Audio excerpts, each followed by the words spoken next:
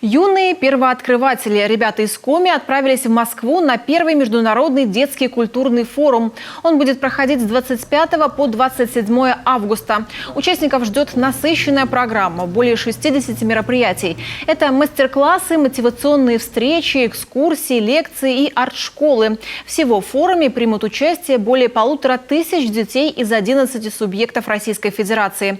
Нашу республику представят 7 человек.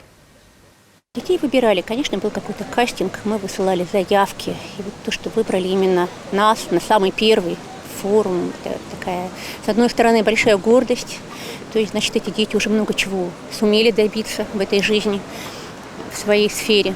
Ну и к тому же это, конечно, ответственность большая, я думаю, для них, потому что все впервые и почетно, и не совсем, может быть, понятно.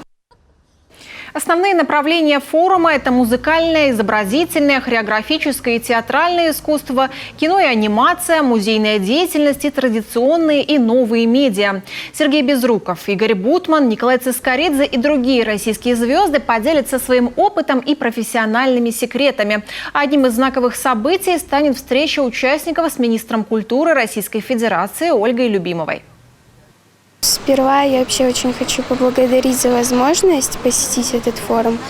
Вообще, я бы хотела пообщаться со своими сверстниками из разных регионов. Я думаю, что это очень интересно. Я бы хотела получить новые впечатления, узнать что-то новое, потому что это конец все-таки лета, и хочется провести его очень ярко. И, конечно, я надеюсь, что я подружусь со всеми ребятами, которые полетят со мной. Вот. И надеюсь, возможно, даже с кем-то буду общаться после форума.